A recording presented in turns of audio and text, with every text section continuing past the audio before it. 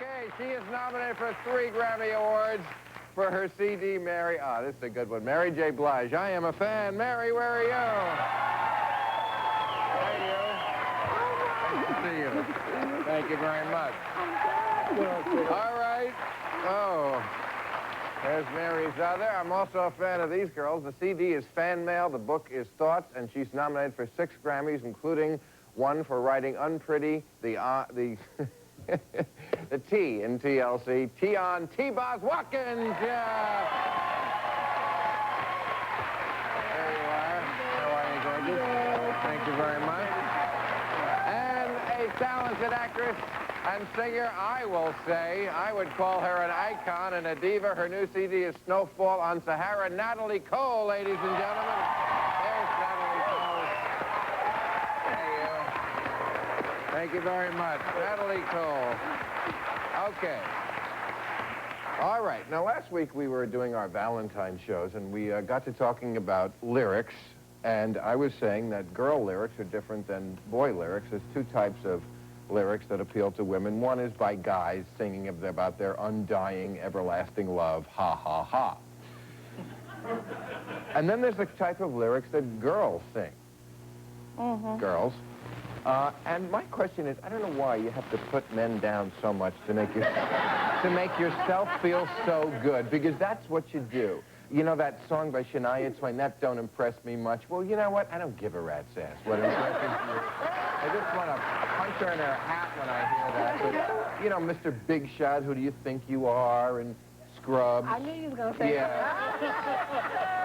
And, you know, why do you have to put us down to make yourself feel good? Because guys don't do that in lyrics. I just do. I'm going to take up for Scrubs since that's my song. Okay, first, I feel like we're only speaking the truth. So if you're a scrub, you're getting offended because I believe they're scrubettes. If you don't have a job, you should get one. If you're living off people, then you're a scrub, and we're only addressing things that really happen in life. So there are really scrubs. And I don't think that's putting anybody down now. If we started calling men fat and bald head, and then, you know, that'd be disrespectful, but I'm speaking on what I see. Well, you are putting them down as to what's important to us, because, you know, if we live at home, which Wait a minute. I still do, but I have my own phone. That's one thing, but I don't understand what, yeah, those are maybe parts of your life, but why do you have to say I think that, I think it would be very valid for a guy to write a song about a woman who is only after him for his money. Because that happens too. Baby mamas and... You know, and women that are, and men that are after women for what they have rather than getting out there and, you know, doing what they need to do. And it's not just about being a man so much as, it kind of, there's a definition that men have sometimes where they stop and figure that the man thing is all sexual. But for women, it goes much further than that. The Scrubs is really about integrity. Integrity? In a very hip way. Wait a second. I have the... I know you can't find that. No, I have the Scrubs lyrics somewhere. Here it is. Come on. A scrub is a guy that can't get no love from me. That's always that. You can't get it from me. I'm the bomb and you... But why you're a strong individual, you're a strong woman. Like, I'm not going to take care of a man, he's like 45 and I'm working. If I got, you know, a job, why can't you want to get with me with no money? Oh, no. I mean, but is that plain? Make it plain, team. Make it plain, you know? So make it so easy that they don't have to even question what you mean. And that's really, it's very simple. It's really very simple. I mean, I know girlfriends, we talk about this all the time. And it's not even, it has not jumped any ages. It still happens, because I'm older than you guys. I'm like, old enough to be your mother. But I just want you to know that there are men in my category who also scrub. So it goes right up the little totem pole. Yeah, but we don't, if we sang a song called I Don't Want No Fat Chicks. Mary, there is a song out, and it's an old song. It's called I Don't Want to Bump No More with That Big Fat Woman. It is. And it's been said, and men for years have been singing about how the woman was cheating in the next room. How many are cheating in the next room? You know, that's an old record. You know that. So they've been, you know, talking about this for a long time. It's just like nowadays, like our generation are just stepping up and saying it without subliminal. we're saying it plain out. They're out. saying no scrubs, you want to get with me without no money. I mean, that's really how this generation and next generation is looking at it. Like, please, you know, instead of beating around the bush. Well, how much with it. money do you actually need? I mean, ballpark figure, because, you know, I don't think what they're saying is they want somebody to work for them, for, you know, for the rest of their life. They just want somebody to contribute to, you know, the cause, you know, contribute to me, you know, do you have a job? The cause? I cannot be with you. This is T-Boz from TLC. She I know. cannot be with a garbage man. She just cannot do it. She's not going to do it. And that's the reality. We would love to just take a daisy or a card. Yes, that's nice, but you know, when there's bills to be paid and you got a yacht and a helicopter and you got this job, you laying down. You know what I'm saying? I got to take a break here. We'll be right back. Well said.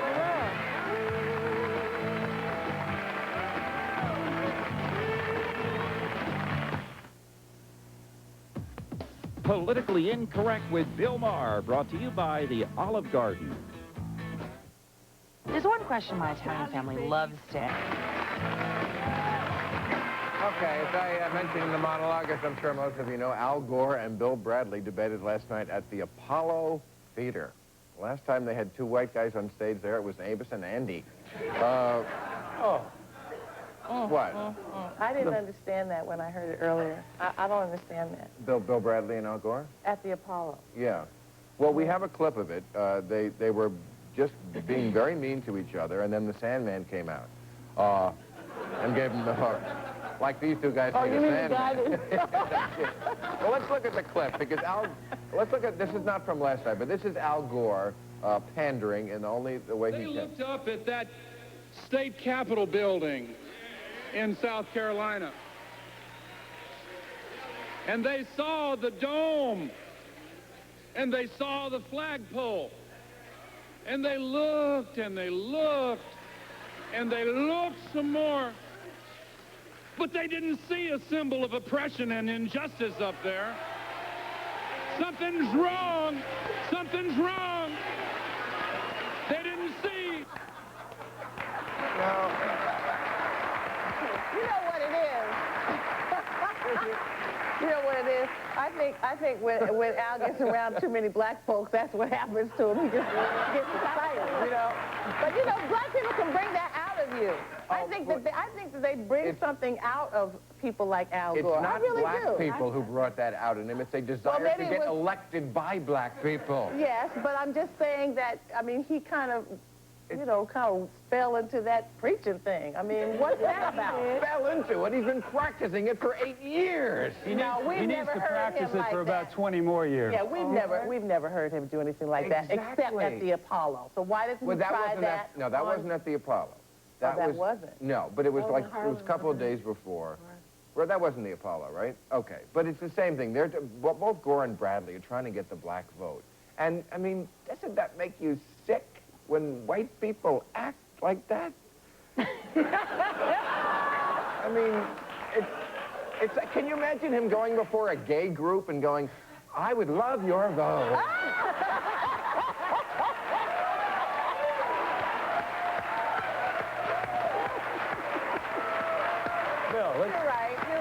This is a terrifying situation for us, for arts advocates, for people who know that we're in a very tough situation with regard to cultural expression, because you see Al Gore, he's really the least of the evils out there for our people.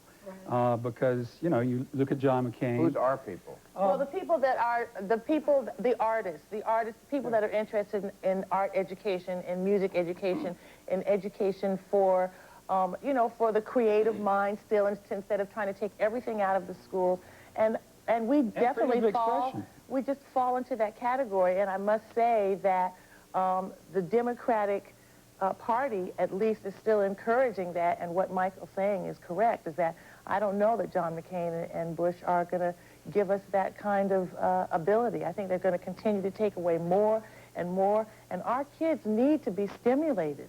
And if it takes, I mean, even Al Gore's getting stimulated Lord knows at the this Democrats point. like to stimulate our children. Right? Okay. You know? We have to take a break. We'll be right back.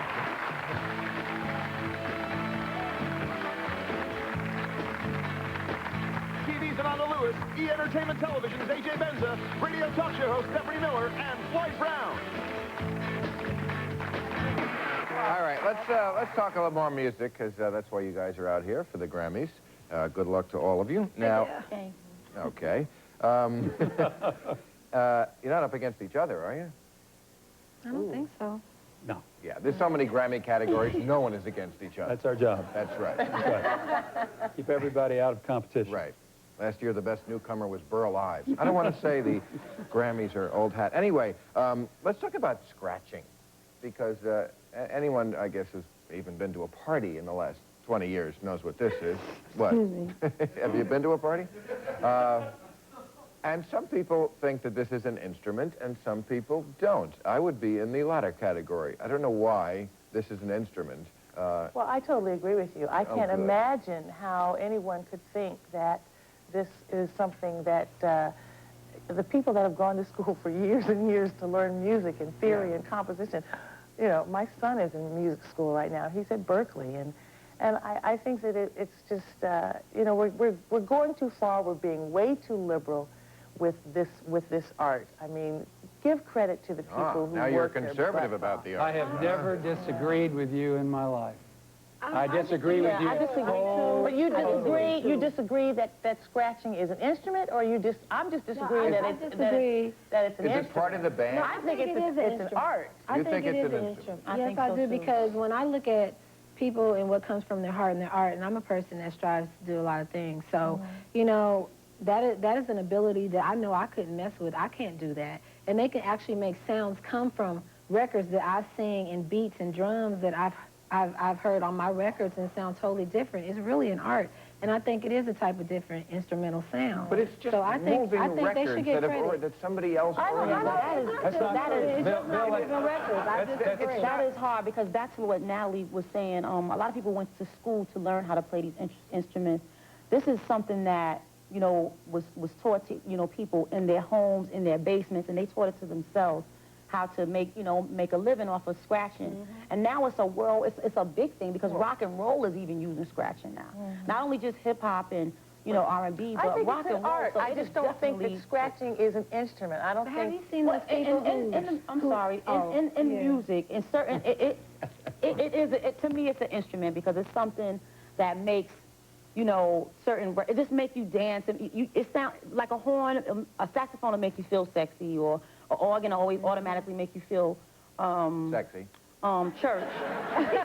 But the scratching, it makes you feel the essence of what hip-hop is, or what, you know, Kid Rock is doing right now, what it's a bigger issue. It's a much bigger issue. We have musicians who don't feel that hip-hoppers or rappers are musicians. The fact is that it really has broadened that category. Yes, it is. It's broadened that category to people who couldn't sing. But this is something that, it's a record that was already made, that they're just doing this to. Okay, maybe they do it well, but if I edit a highlight reel of the Super Bowl, it doesn't mean I'm a football player. I think that, that's kind of the way I feel about it. I just think that it needs to be defined in another kind of way, because I don't know, I just feel like there are ways in which you can mislead or deceive people into believing that something is what it's not. But why can't it be? Because, I mean, like you just said earlier, a lot of people don't want to believe that rappers are musicians, but they are. I mean, this is a God-given talent, just like it's a God-given talent in your hands to know how to do these tricks and sit on those records and stuff like that. And I've seen it. You know what I'm saying? With their tongue and everything. Right, and it is an instrument, because you make other people's music come back out of it. They do. They do with their tongue and their elbow, and Where do they put their tongue? Their tongue on the record, but I've seen different things. They put their tongue on the record. Yes, and they spin, but it's more than just spinning and scratching something that's already done. So I have to say that, you know, when you can take drum beats and it's an art. It's an art. I'm serious, it's an art. My dad told me not to put my thumb on the record, let alone my tongue. That's on them. Everybody. Doesn't that ruin the record? Choose to put their tongue. A lot of things. Hey, I've seen it. I've seen it in contests. I've seen it. But the point is, they take something and make something else out of it, so it is a different instrument. A great percussionist and a great scratcher sound very similar in terms of the context of the record. You just can't take that away from But them. that's because of technology. Before technology, a drummer is still a drummer, technology or not. Technology can make anybody on record sound good and, by the way, look good. You know. Oh, come on. What's the matter? Oh, please. I mean, these are three really good-looking girls. But I have seen album covers where they made the person look great, and it's like, what photography were they using? Hey, I've seen you out of makeup, too, you know? I mean, none of us look perfect. You know, it's just a matter of... Gee, Mike, it didn't have to get to be a homosexual attack. I'm just saying that the technology has advanced to the point where, you know, you don't really know who's that real anymore in the recording industry. I mean, it's... Well, that art comes from way back in the days of way back, and it is really a turntable, and it's natural art. That's why I think they should be respected, because a lot of people, yeah, they went to college, they went to school. Everybody in the streets didn't have money to do that. And so I think they should be respected and given that, because if you're at home and that's keeping you out of the streets and you're actually given a God-given talent, excuse me, and you learn something on your own at home and no one taught you, you get major props. No one taught me how to sing or dance. I just did it, and here I am today. So, hey. Yeah, that's right. Okay, blondes, we have to take a break. We'll be right back.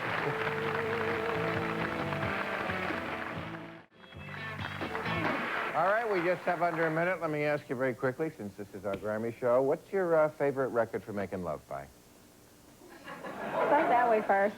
Oh, I was going to say, no, start over there. I got you first. Come on, girls. Lately?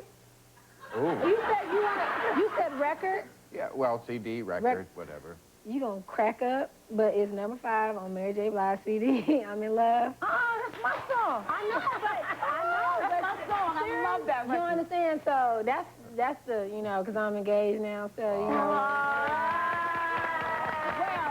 Well, All right. I don't even have a record. Okay, I got And I it. make love to because I ain't making love now. I'm sure that'll stop. Amanda Lewis tomorrow night, and Amanda Lewis.